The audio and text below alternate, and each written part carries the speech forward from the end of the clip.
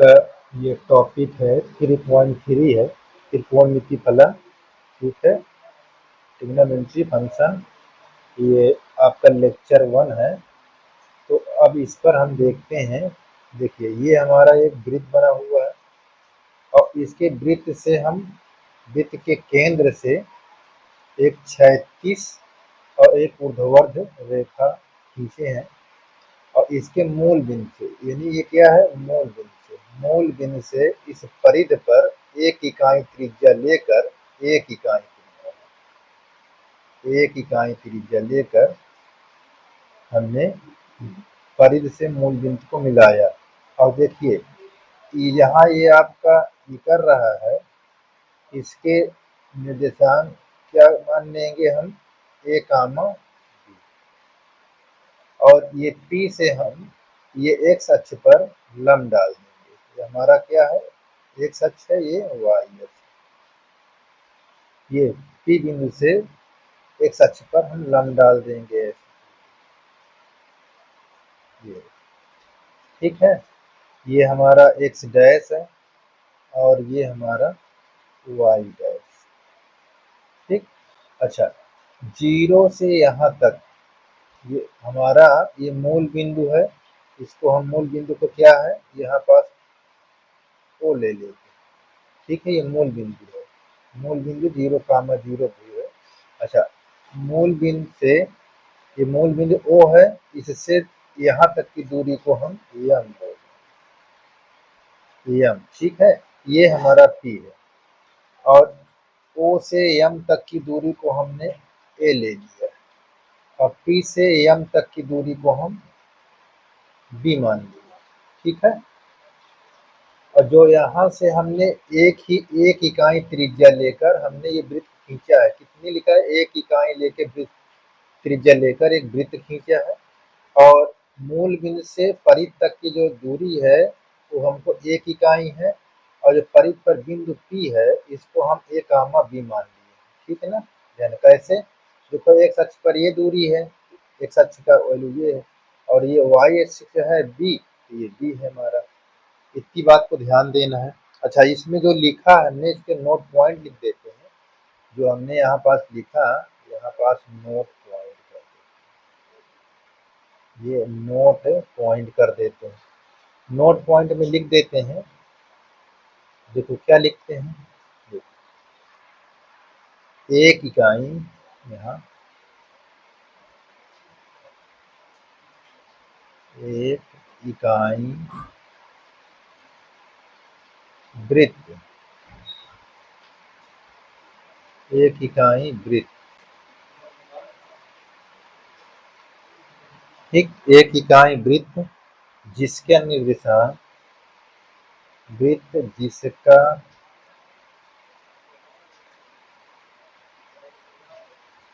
निर्देशांक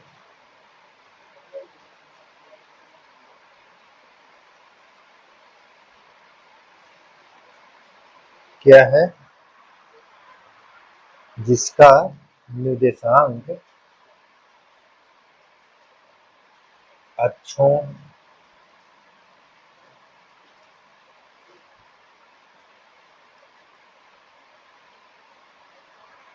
अक्षों का मूल बिंदु हो, अक्षों का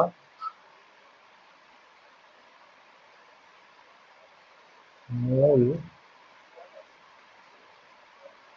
बिंदु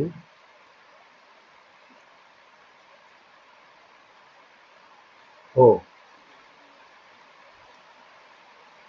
ये हमारा नोट पॉइंट, एक इकाई वृत्त जिसके निर्देशांक अक्षों का मूल बिंदु हो। देखिए ध्यान देना है, देखिए हमने यहाँ पास बिंदु ए कामा बी ले लिया है। तो यहाँ अब क्या है, बहुत आसान से देखें।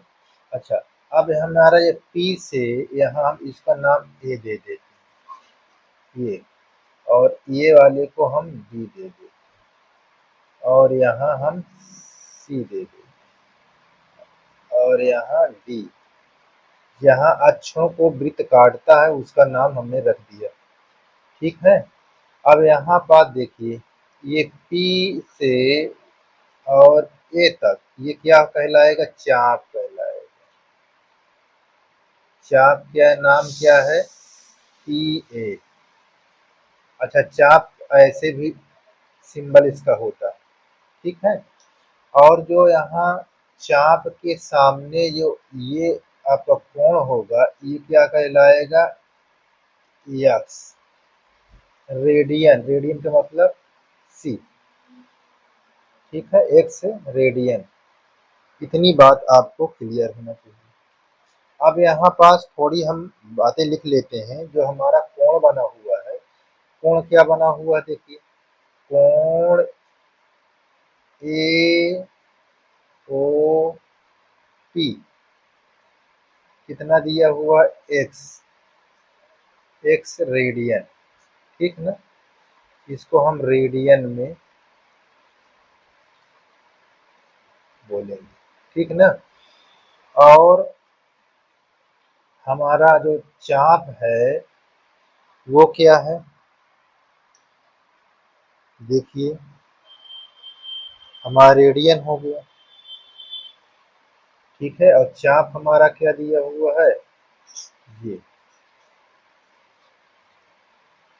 चाप बराबर ए पी। चाप को हम ऐसे दिखाते हैं। अच्छा, इस बात को ध्यान दीजिए। इतनी बात अगर क्लियर है तो बहुत आसान है। अच्छा, इसमें ये चीज को ध्यान देना है कि आपका जो ये चाप है और इसके सामने जो रेडियन का कोण होता है, ये आपस में बराबर होते हैं, ठीक है ना। इसका जो रेडियन का कोण है और ये चाप आपस में बराबर होते हैं, ठीक है। इस बात को ध्यान देना। तो यहाँ हम लिख लेंगे कि कोण ए ओ पी बराबर चाप की लंबाई। केंद्र का कोण चाप, सामने चाप की लंबाई के बराबर होता है। केंद्र का कोण, ठीक है ना। देखो, ये केंद्र का कोण सामने के चाप की लंबाई के बराबर होता है। इतनी बात लंबाई यहाँ लिख देते हैं। लंबाई, ये चीज इतनी आपको बात मान एकदम दिमाग पर रख लेना। केंद्र का जो चाप लगा हुआ है यहाँ पास, जो सॉरी ये केंद्र का कोण है वो चाप की लंबाई के बराबर होता है। इस प्रकार हम यहाँ पास बोल सकते हैं कि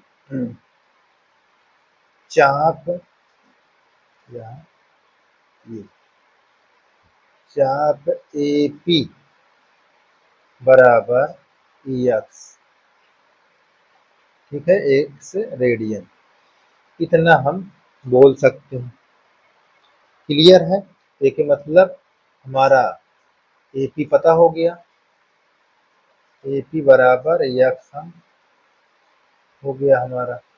इतनी बात ये भी आपको क्लियर हो गई। चलिए आगे देखते हैं।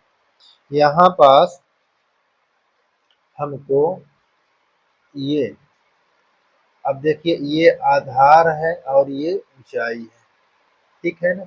ये आधार है और ये ऊंचाई है। तो आधार हमको कितना दिया हुआ है? देखिए, यहाँ हम लिखेंगे कास, कास यक्स बराबर होता है आधार बटे, यहाँ पास एक है, ठीक है ना, एक इकाई त्रिज्या। तो यहाँ आधार बटा क्या होता है? कण होता है, कण। तो हमको आधार क्या दिया हुआ है? ए दिया हुआ है और कण एक दिया हुआ है। तो इस प्रकार हमको ए का मान क्या मालूम चल जाएगा? कास यक्स, ठीक। और फिर हमको दिया है यहाँ पास साइन बराबर क्या होता है? बी भी निकाल ले। साइन एक्स बराबर लंब बटा कण। देखिए, लंब कौन है? इस लम्ब हमारे पास है बी और कण क्या है, तो इस प्रकार हमको बी क्या पता हो गया, साइन एक्स। ठीक, इतनी बात आपको क्लियर हो जानी चाहिए। तो अब आगे देखिए, यहाँ पास हमको ये ए बराबर cos x, बी बराबर साइन एक्स। अब हम यहाँ पास देखते हैं कि जो ये बना हुआ जो लंब डाला है एक्स भुजा पर, ये समकोण है। तो हमारे पास एक त्रिभुज मालूम चल जाएगा। तो त्रिभुज का नाम यहाँ मैं लिख देता हूँ। अच्छा, त्रिभुज ओ एम पी, क्या ओ एम पी में, ओ एम पी में, तो यहाँ किसके रूल से, पाइथागोरस,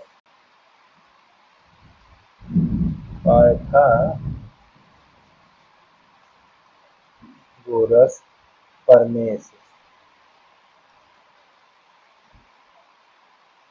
प्रमेय से।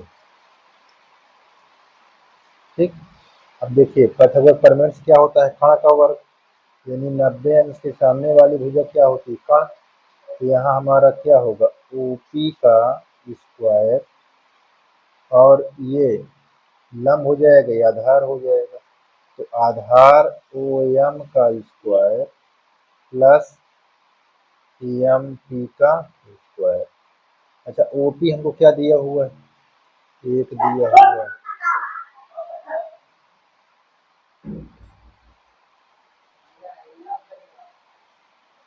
ओ एम स्क्वायर यहाँ ये दिया हुआ है,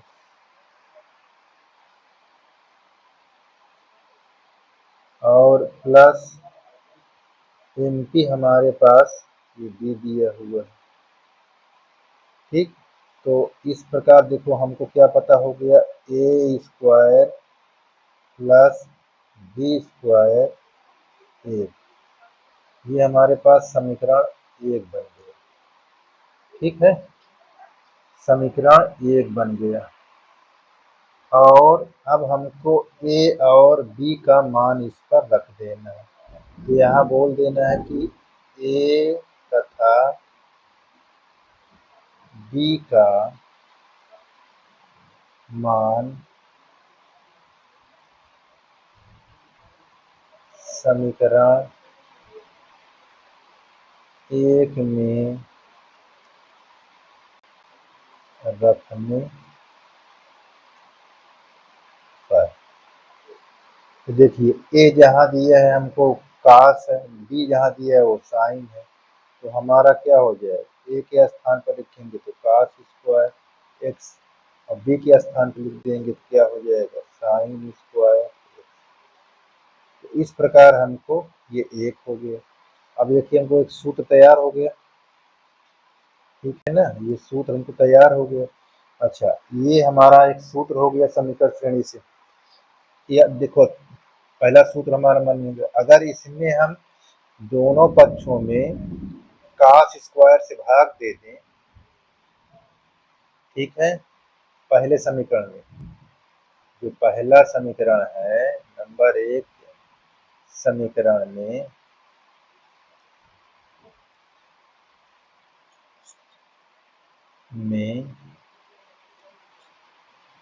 कास स्क्वायर एक्स से भाग देने पर, देखिए यहाँ पर नंबर एक जो दिया हुआ है समीकरण में, नंबर एक समीकरण में कास स्क्वायर से भाग देने पर, देखिए हम कास स्क्वायर से भाग देंगे तो यहाँ पास क्या हो जाएगा, प्लस इसमें जब भाग दोगे यहाँ ये,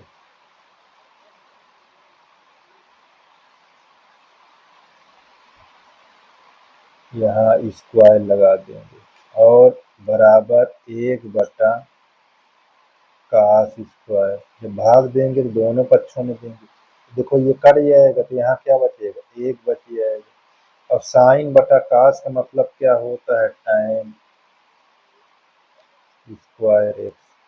और यहाँ एक बटा कास स्क्वायर का मतलब होता है सेक स्क्वायर। देखो आपका ये दूसरा सूत्र पता हो गया, ठीक है ना, दूसरा सूत्र पता हो गया। अब इसी प्रकार समीकरण एक में, यहाँ पर समीकरण एक में, समीकरण एक में किससे भाग करा दें, साइन स्क्वायर, साइन स्क्वायर से भाग देने पर। अब इससे भाग दो, इसमें देखिए क्या होगा, तब आपका यहाँ चल जाएगा, देखिए कास स्क्वायर एक्स बटा साइन स्क्वायर एक्स, और प्लस यहाँ साइन स्क्वायर एक्स अपान साइन स्क्वायर एक्स, बराबर में एक है तो इसके नीचे आप लिख देंगे साइन स्क्वायर एक्स। तो देखिए ये cos square by sine square, तो क्या लिखेंगे इसको, आप इसको काट स्क्वायर एक्स लिख देंगे, और प्लस साइन साइन कट जाएगा तो यहाँ एक आ जाएगा, और हमको 1 साइन स्क्वायर का मतलब होता है कॉस एक्स,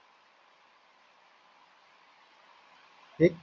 तो इस प्रकार हमारा ये दूसरा, सॉरी तीसरा सूत्र मालूम चल जाएगा, ठीक है ना, ये तीसरा सूत्र हमारा तैयार है। तो देखो कितना आसान था, ठीक है। Sine square plus cos square, या 1 plus tan square plus sec square, cot square x plus 1 cosec square कैसे निकाला जाए ये सीख लिए आपने, इसी तरह निकालना था, ठीक है ना। अब इसका अगला टॉपिक, अगला लेक्चर अगले वीडियो में होगा, ठीक है।